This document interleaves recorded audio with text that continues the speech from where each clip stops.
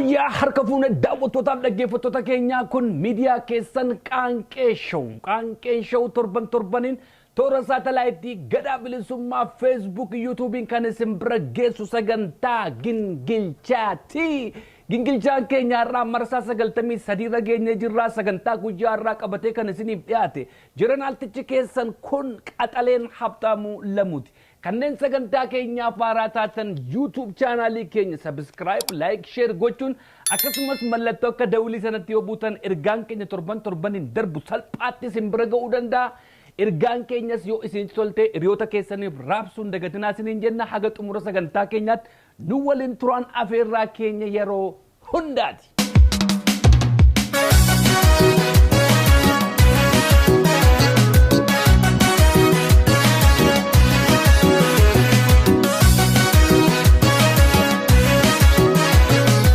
Daawwattootaaf dhaggeeffattoota keenya gingilchaa keenya marsaa 93 kan torban kanaa fudhadhee dhiyaadheera. Gingilchaa keenya 93 guyyaa irraa fuudhee dhufee totoon darbin dura hawaasni keenya dhaggeeffattoonni sagantaa keenya bakka daddaarraa biyya keessa biyya alaarraa nu barreessaa jirtan mara keessan tokko walitti qabee isinii deebisuu waan hin dandeenyeef walumatti qabeen jumlaadhaan isin eebbisuu yookiis immoo isin galateeffachuu dhufe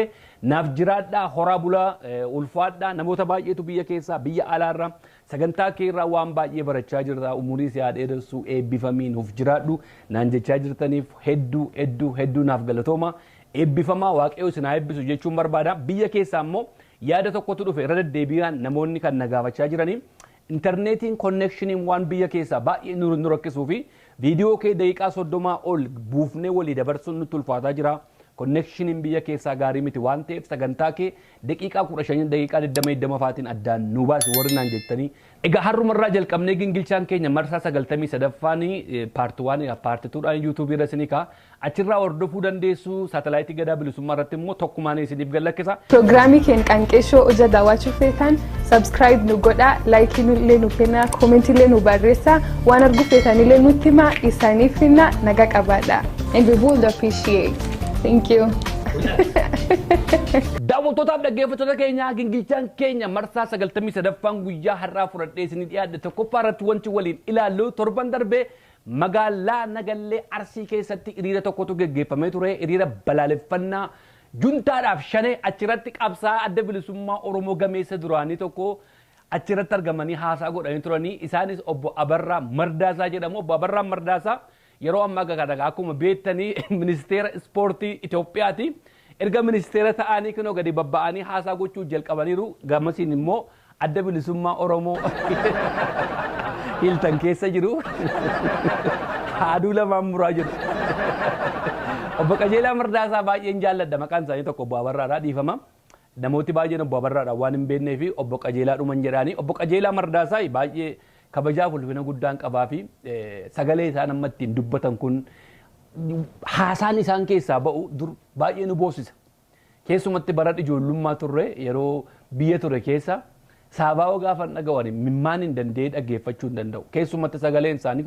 kun sagalee bilisummaa Oromooti gaafa jiru namoota baay'ee sagalee isaa dhaggeeffatee namoota baay'eetu ergaa isaan dabarsanii waraana bilisummaa Oromootti makamee nama baay'ee qaranii nama baay'ee karaarra buusanii egaa har'a dubbiin galagaltee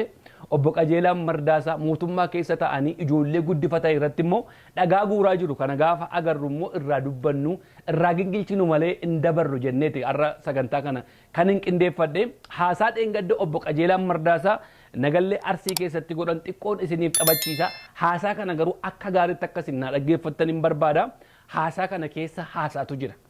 Haasaa gaafa namoonni baay'een haasa'an keessumatti namoonni siyaasa keessa turan gaafa haasa'anii akkasumatti harka rukutanii darbootoon taane haasicha sirriitti gingilchanii dhaggeeffachuun baay'ee barbaachisaadha. Achi keessa waatu jira.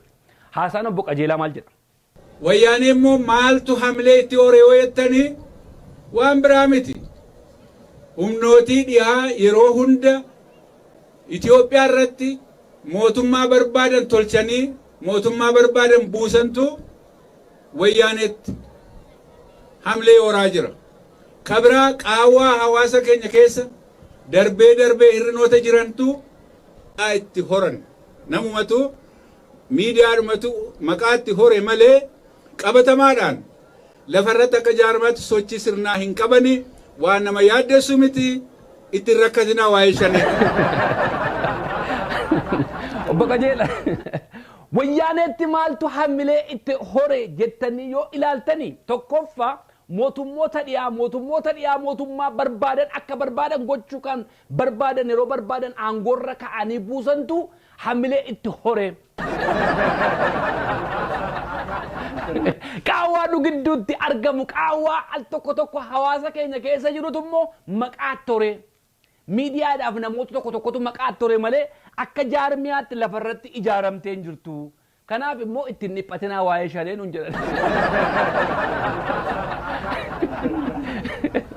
An kan naa galuu dideetu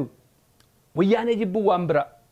Wanti isaan nu godhan waan isaan Oromoo irraan geessan yoo yaadanne waan baay'ee haasa'uu dandeenya. Jibbiinsa isaanii qabna jibbiinsa isaanii nu keessa jira aarii irraa qabna sun akkuma jirutti ta'ee garuu cimina isaanii irraa immoo haasa'uu dhiisuun akka uummati of dagatu godha.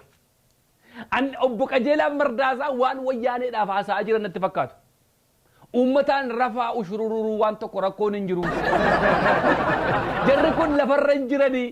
Jarri kun akka jaarmiyaatti maqaan qabanii lafarratti ijaaramanii hin jiranii. Mootummoota dhiyaatu maqaatti godhaa jira. Qaawwaa nu gidduutti argamutu maqaatti godhaa jira malee waan tokko gatiin qabdu. Akkuma Dr. Abiyyiin jedhani duqat ሆኗል ተበትኗል የተበተነውን ነገር መልሰን ዱቀት ማድረግ አይቻልም ነው እንጂ ረንሰ obbo Qajeelaanis kanuma jechaa jiru. Gatii tokkoon qabanii duqatummaa keessaa ba'anii buskutii markaatootu jedhamu tokko beektu buskutii zayitiin tatarsaasi tokko buskutiin sun daakuurraa hojjetama. Buskutii sana yoo namatti ergite adda namaa uruu danda'a. Wayyaaneen waan akkas taate natti fakkaata. Daakummaa sanarraa buskutummaa sanatti geeddaramte yoo namatti gallakkisan buskutii sana adda namaa ura. Har'a wayyaanee jibbuu dandeenya. Wayyaanee irraa aarii qabaachuu dandeenya. Garuu cimina isaan qaban kana immoo utuu hin dubbatin bira darbuun qaanii guddaadha. Maaliif addunyaa guutuutu argaa jira kaa? Dirooniidhaan meeqaan xiyyaara meeqaan taankii marfii waraanni biyya adda addaa Oromiyaa irraa dhiyarraa eessarraa Amaararraa maalirraa walitti guuramee dhaqe. Humni addaa walitti guuramee dhaqe. Raayyaan ittisa biyyaa meeqa walitti geeffame. Rippaabilikaan gaardiin meeqa dhaqe. Ollaara waraana fidanii itti geessanii jarri kun boolla'aan tuutaa keessaa gadi ba'anii urgufatanii har'a Tigraayii duwwaa miti biyya Amaaraa meeqa keessa jiru. Kana addunyaatu argaa jirra. Affaar keessa jiru. Kana addunyaatu argaa jirra. Kun gatiin qabdu jennee bira darbuu hin dandeenyaaf Obbo Qajeela. Waan ijaan argaa jiru waan addunyaan dubbachaa jiru. Aga Kombolchaa Dasee keessa dhufanii Affaar keessa lafa meeqa qabatanii jara kanaan gatiin qaban jarri kun rafaa uummataa jira. Waan jechaa jirtan fakkaata. Nama tokkoon yookaan jaarmiyaa tokkoon cimaadha jechuudhaafi maal gochuu qaba? Wanti jarri kun hin godhin hin jiru. Aarii irraa qabnaa waan biraa keessa jira akkuma jirutti ta'ee jechuudha. Cimina isaanii immoo ilaalaa tokkummaa isaanii ilaalaa. Tokkummaadhaan ka'anii Oromiyaa irraa eessarraa kibbarraa kaabarraa waraanatti geeffame kana hundaa ofirraa urgufataniitu kinoo eessa ga'an. Jara kanaan cimaa miti jechuun dandeenya Obbo Qajeela.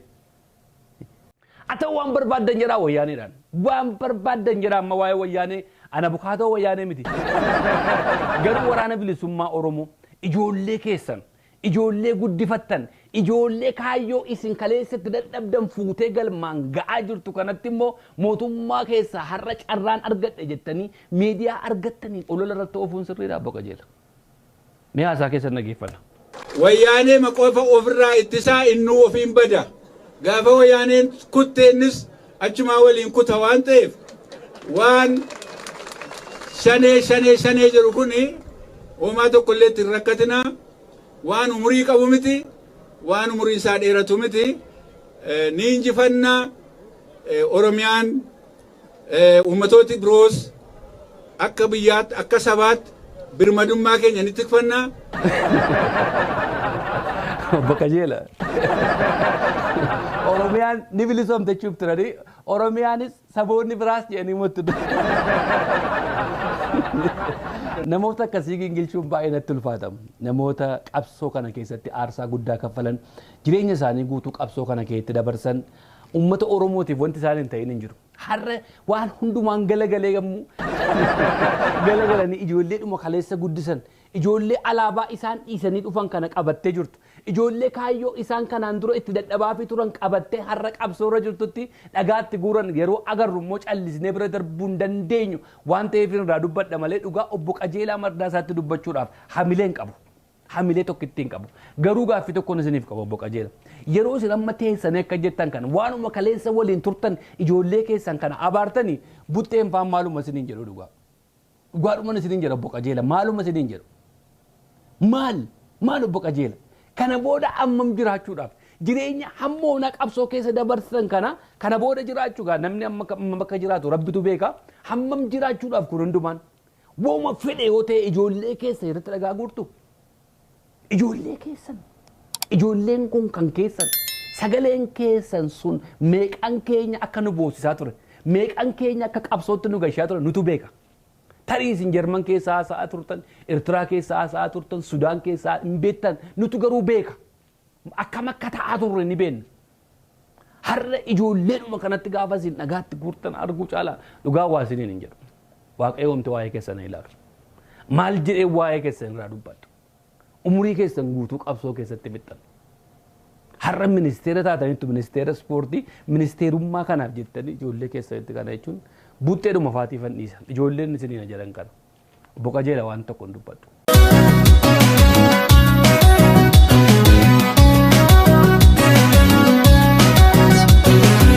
Daawwattootaaf dhaggeeffattoota keenya gingilchaa keenya 93ffaa kanneen hagammaan hordofaa jirtaniif galataaf ulfina guddaa isiniif qabna. Gingilchaa keenya 93 lammaffaa irratti wanti waliin ilaallu torban darbe magaalaa Finfinnee naannoo Masqala Addabaabayitti akka inni sirbuuf afeerame sirba dhiisee haasaa kan godhe artist Taarikuu yookiis immoo Gishxaa Giinee haasaan ni gaafa sana magaalaa Finfinnee naannoo Masqala Addabaabayitti walleedhaaf afeerame wallee dhiisee an kana booda hin sirbu yoon sirbe bu'aa maalii buusa waan kanaan dura sirbame waan kanaan dura faarfatame bu'aan buufne ani sirbuun koo bu'aan buusu jedhee haasaa gabaabduu bareedu tokko godhee ture haasaa isaa kanaaf olola baay'ee turattoofame haasaan isaa maal jedha ሁሌ ጥቁር መልበስ አያምርብንም ሁሌ ጥቁር መልበስ አያምርብንም ይበቃል ጥቁር መልበስ ይበቃል ጆሮአችን ደማ ይበቃል ማን መጥቶ ነው የሚናገረን ማን ነው የሄደ የሞታለው ለምንድን ነው ለመሞት ብቻ ወደፊት የምንለው አሁን ወጣቶች ይቆሙ አይሂዱ ሽማግሌዎች ይሄዱ ድንጋይ ያንሱና ሳር ይበጥሱ አናታቸው ላይ ይዘው በሽምግልና ይሻላል አፈሙዙ ይበቃል መፍትሄ የለውም ምን ነው እኔም ተዋግቻለሁ ከወንድሜ ጋር ነው ሲባል ጎንበስ ብዬ ብቻዬን ተውኩኝ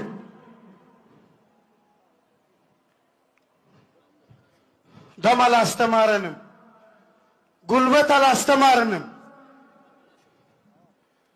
የኢትዮጵያ ከዳር እስከ ዳር የሁሉም ደሙ ትኩስ ነው haasaan kun kan godhame magaalaa Finfinneetti torban darbe magaalaa Finfinneetti sagantaan qophaa'e ijoollee Finfinnee akka isaan dirree waraanaa deemanii fi artistooti akka kakaasaniif afeerame namni garuu sammuu sirriidhaan yaadu namni waa'ee namni du'uu itti dhaga'amu namni jiraachuun biyya Itoophiyaa itti dhaga'ame namni kun garuu maaliif wayyaa gurraacha uffachuun nu barbaachise yeroo hundumaa hingaa kana booddee hin sirbinu lolli gatiin qabu lola keessan ture lolli nun barbaachisu dargaggoota erguu caalaa kana booddee jaarsa biyyaa ergina marga ergina jaarsi biyyaa nagaa buusu dhagaa mataatti baatanii nagaa habuusanii marga harkatti qabatanii nagaa habuusanii maaliif du'uma duwwaadhaaf gara fuula duraatti fiinna haga'uu jedhe namni sammuu sirrii yaadu akkasitti taasa namni lubbuun badu itti dhaga'amu akkasitti taasa jabana warri qeesotaa jabana warri paasterotaa jabana warri sheekotaa nama gara du'aatti oofan abiddatti oofan artistiin tokko garuu dhufee namni du'uun qabu inni achi jirus obboleessa kooti asii kan du'aa jirus obboleessa kooti walajjeesuun qawween kana booddee gatiin qabu ijoollee erguu dhiifne jaarsa biyyaa erginu jedhe sababii kanaaf lolli baay'een irratti geggeeffame sababii kanaaf duulli baay'een irratti godhame maqaballeessi baay'ee haga lubbuu isaatiif sodaatee guyyaa 3 manaan ba'in mana keessa taa'e namni kun namni sammuun sirrii yaadu akkas namni waa'ee ilma namaa wal qixxummaa ilma namaa yaadu akkas namni lubbuun badutti dhaga'amu akkas bakka kanatti kan afeeramee fi akka inni dargaggoota kakaasuuf ture akka inni dargaggoota dirree waraanaatti erguuf ture garuu dirree waraanaa kana ofii isaatii deemee beeka keessa ture lubbuun meeqa akka badaa ture sirriitti beeka ofii kootiin keessa ture garuu obboleessa keetii wajjin wal lolaa jirta gaafa naan jedhaniin dhiisee deemeedha namni kun wanti inni ittiin hin jedhamin hin jiru maqaballeessi meeqatti godhameera osoo dhaqaatii ajjeesaa dhaqaatii maal godhaa morma kutaa maaloo godhaa jedhee namni kun hin faarfama ture Itoophiyaa keessatti namni nagaa labsu akka inni gatii hin qabne nama kanarraan bare Itoophiyaa keessatti namni waa'ee nagaa dubbatu gatii hin qabu Itoophiyaa keessatti namni waa'ee jaalalaa dubbatu gatii hin qabu Itoophiyaa keessatti namni waa'ee haqaa dubbatu gatii akka inni hin qabne nama kanarraa agarte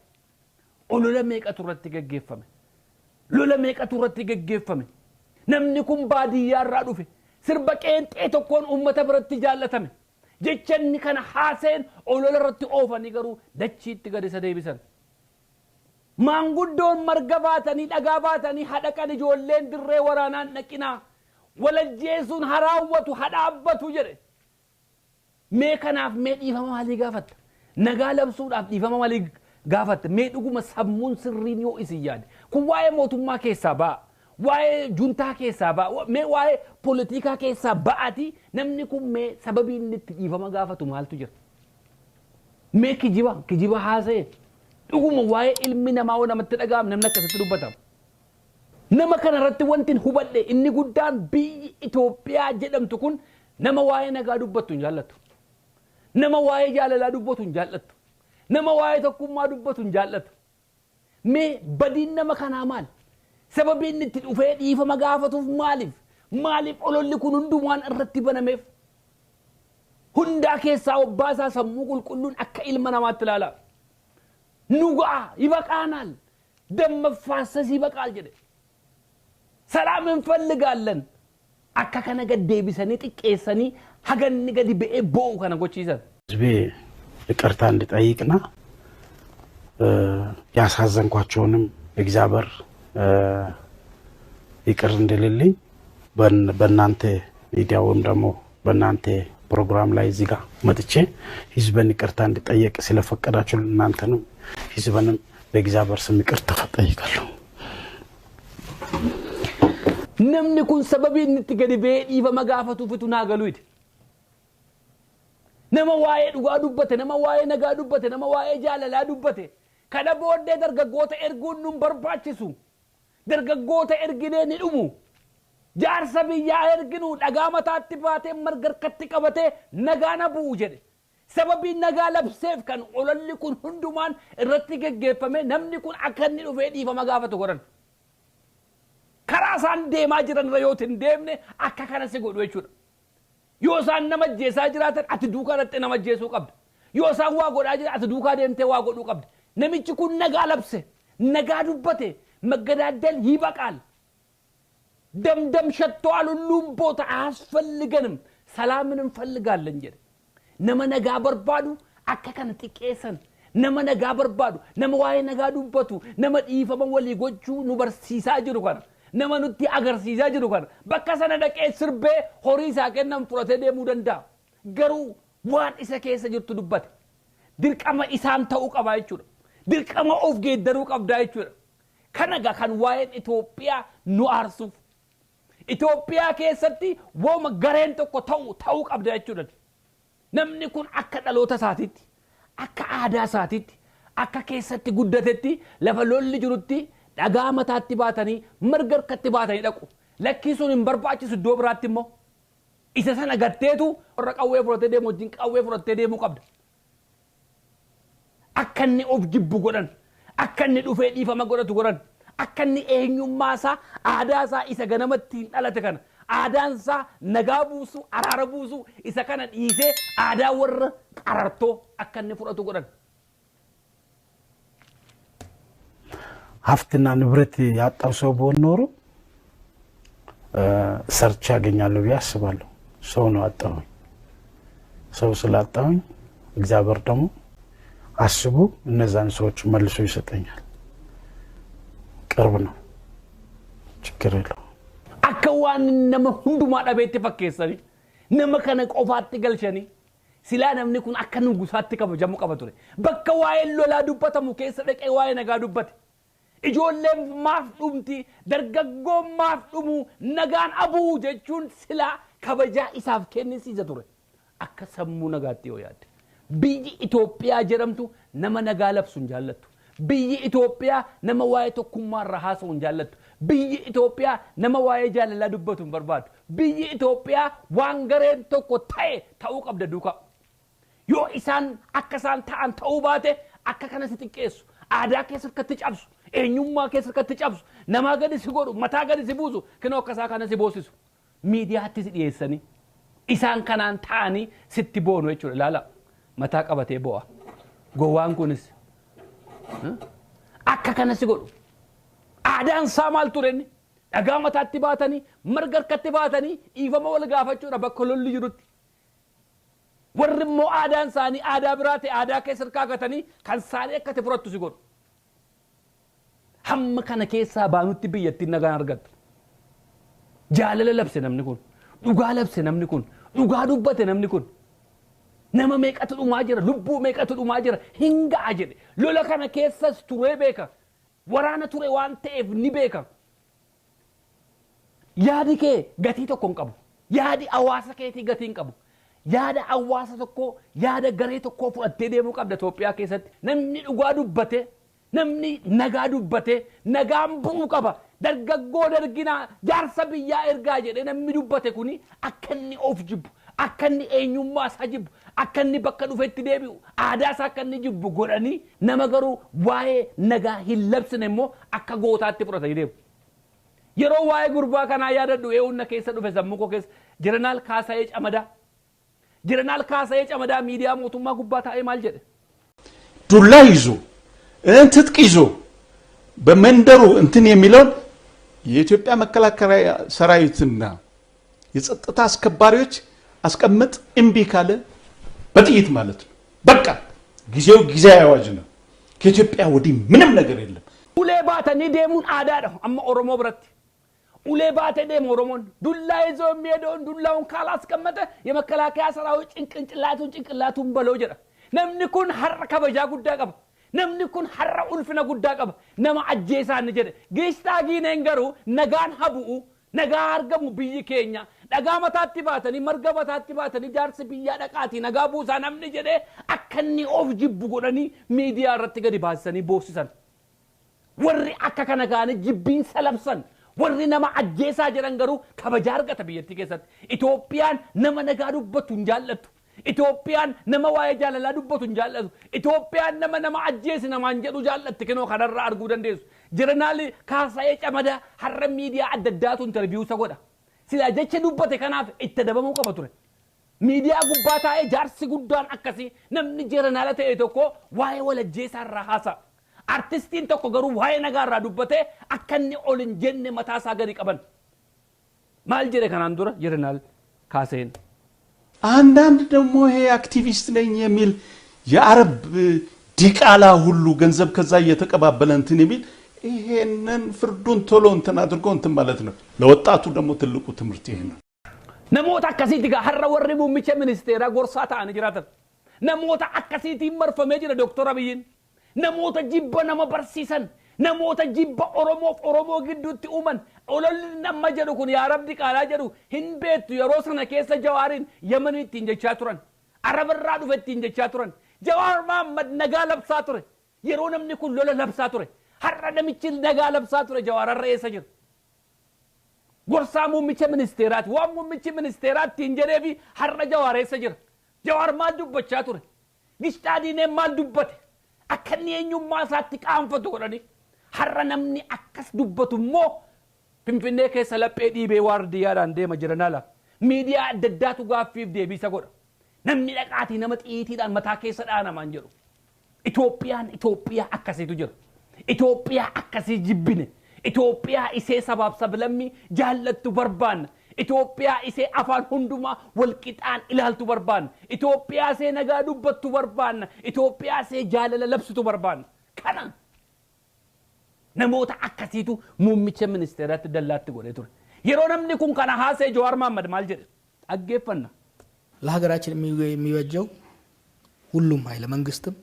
የተቃዋሚ ኃይል መሳሪያን ከጠረጴዛው ላይ ማውረድ ነው ኦሮሚያ ብቻ አይደለም የማጽ ኃይል አማራ ክልል ይንቀሳቀሳል እና ማህበረሰብ ሰጥቆ አሉ አይደል እንዴ ይንቀሳቀሳሉ የፖለቲካ ምህዳሩ እየጠበበ እንደ ትላንትና ወደ አፈና ግድያ ወደ ማሰር በሄደን ቁጥር ጠመንጃ ኦፕሽን እየሆነ የሚቀጥልበት የሰላም ጦት የሚቀጥልበት ሁኔታ ነው የሚፈጠረው ስለዚህ ትልቁ ነገር መሆን ያለበት የመንግስት ኃይልም አሁን እንደሚያደርጉት በሁለት ሳምንት ያኔኛ ስንንከራተት ከባው ገዳዎች ጋራ በሁለት ሳምንት እንደረመሳቸዋለን ነበር የተባለው ሁለት አመት ሊሆነው ነው አይቻልም it doesn't work እኮ እዚህ ሀገር ውስጥ እኔ አንዳንዴ ሰው በአበደ ወይ ነው ማለት ካና ነምኒ ዋይ ነጋ ዱበቱ ነምኒ ዋይ ጃለላ ዱበቱ ቢየ ኢትዮጵያ ከሰት ገቲ ህንቀቡን እንጀደ ሰከን ስላ ኡቱ ገቲ ቀባተ ከኖ ጀዋር ማመቱ ገቲ አርገተ ቱር ጀዋር ማመቱ ገቲ አርገተ ወሪ ሐረሙ ምቸ ሚኒስቴራት መርሰኒ ጅረን ኢጆሌ ኡሌ ባተ ደምቱ አደ ከሰት አይጀረኒ ጎርስ ኤሰት ገሰን ቦለት ገሰን Jawaar Mohaammed maal jechaane ture warra dipeelolaaste warra mootummaaste qawween yaaduun gaarii miti barcumarra kottaa ta'a mari'adha wanti kun akkuma deemuun waan gadhee keessa deemaa jira akkuma hidhaan namatti jabaate akkuma reebichi namatti jabaate namni qawwee kaasuutti deema kanaaf humna gargaaramuun gaarii miti warra bosona jiran torban lama gidduutti dhabamsiifne jedhanii immoo dhaadachuun sunis gaarii miti jedhe kinoo har'a waggaa lamaa jedhe baranne dubbate amma immoo waggaa sadiif deema har'a eessa jiru jiraachuun isaanii guddachuun isaanii Oromoof waan guddaadha garuu biyya Itoophiyaa jedhamtu keessatti namni dhugaa dubbatu akka inni kabajaa qabne garuu asirratti agarta maaliif waraanni bilisummaa Oromoo guddatee miti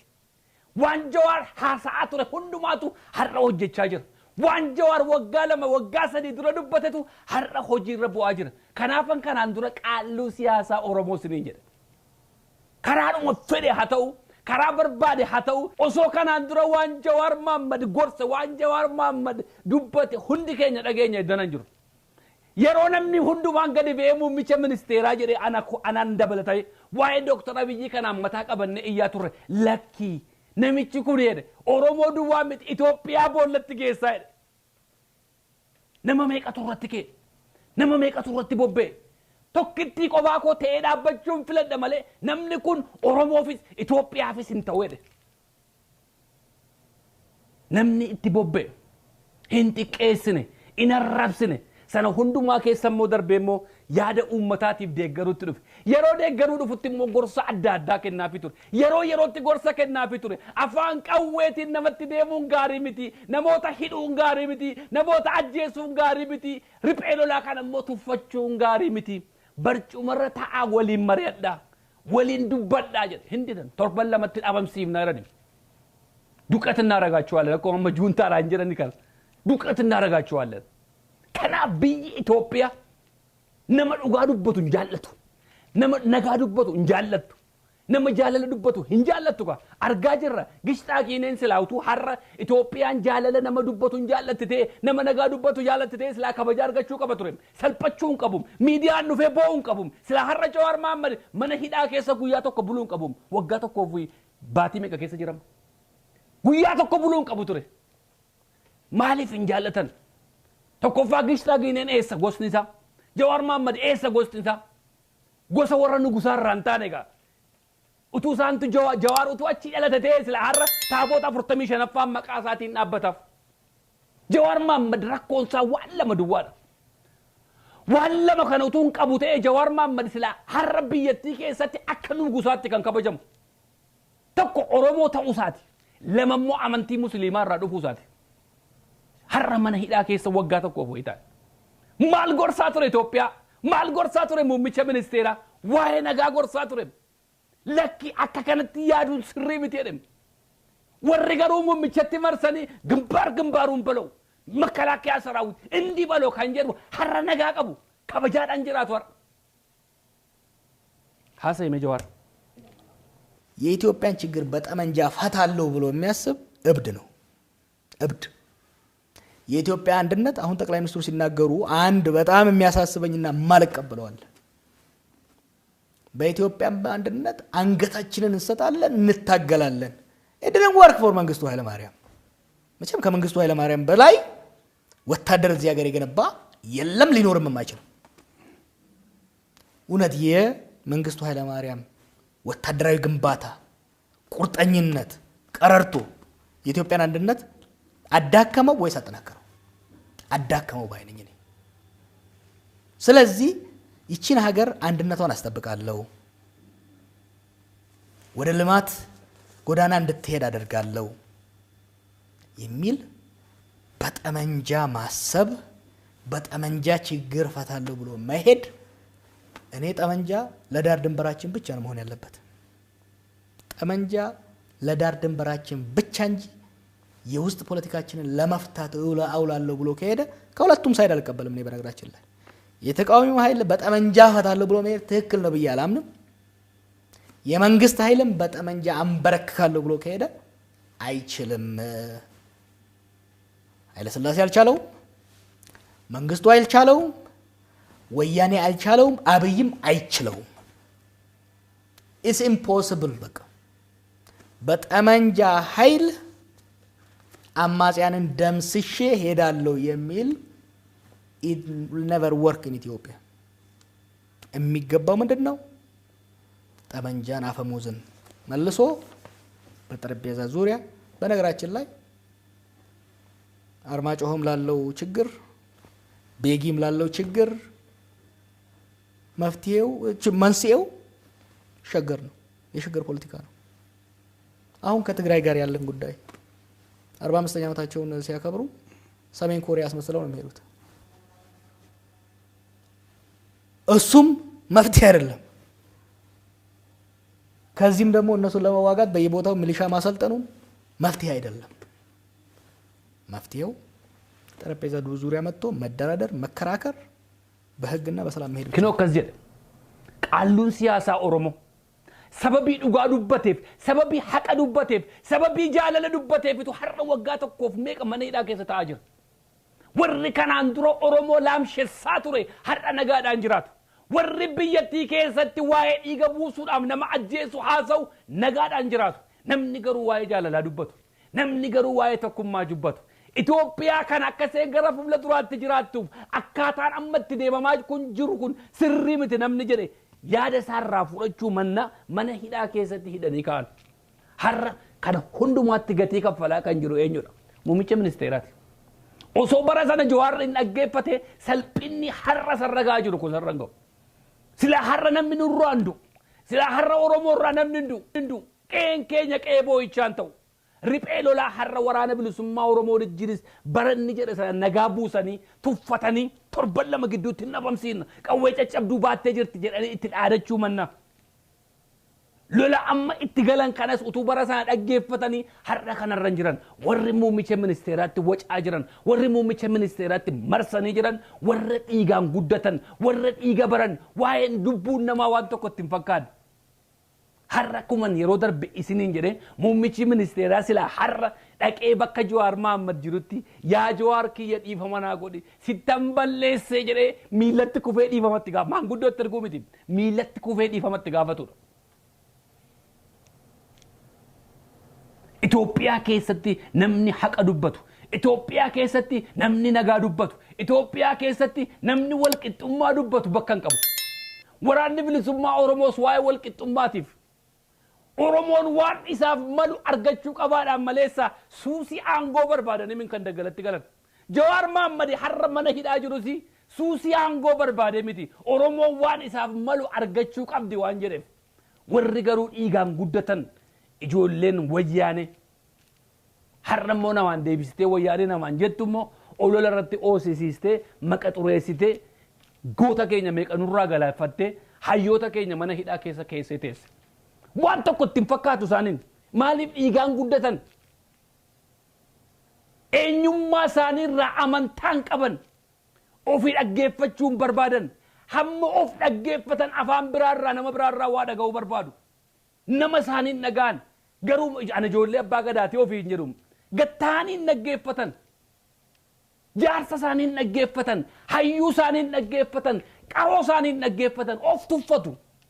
ofirratti amantaan qaban waan ta'eef shallammii isaanii gosa isaanii tuffatu kanaaf har'a kufaatiin isaan qaqqabe kanaaf har'a qarqara boollaarra deemaa jiru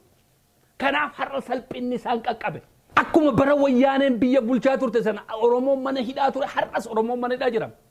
har'a oromoo meeqatu mana hidhaa jira oromoo keenyarraa meeqatu nurraa du'aa jira akkuma bara wayyaanee sana akkuma bara wayyaanee wajjin ta'anii oromoo galaafachaa turan har'as oromoo meeqatu mana hidhaa jira sila har'a obbo Baqqaleen Garbaa umurii kanaan mana hidhaa taa'uu qaba ture waggaa meeqa hidhame bara wayyaanee keessa har'a immoo maqaa wayyaanee itti maxxansanii juuntaa wajjin hojjeta jedhanii mana hidhaa kaan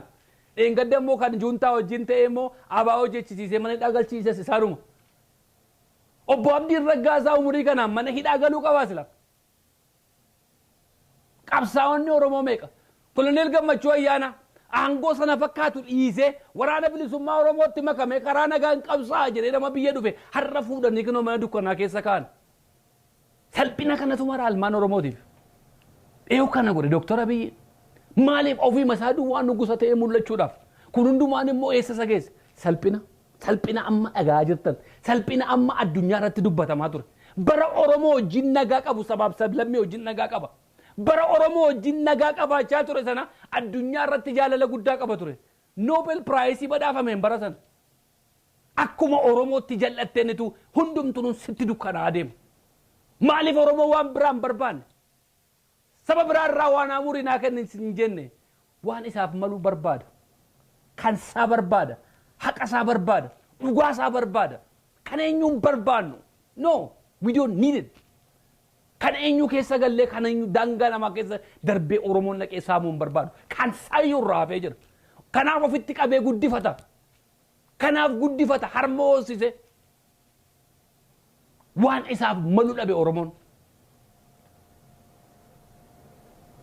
nama akkasii nama akka Jawaar Mohaammed fa mana hidhaa keessa waa'ee oromoon dubbadha jechuun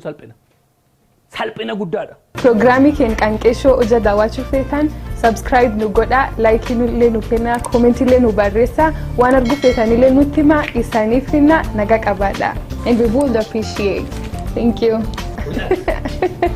Daawwattoota dhaggeeffattoota keenya gingilchaan keenya xiqqoo waan dheerattuu fi kutaa tokkoof lamaan isiniif dabarsina kutaa tokkoffaa 93ffaa kutaa tokkoffaa sumarratti goolobeen jira kutaa lammaffaan immoo viidiyoo biraatiin walitti deebina.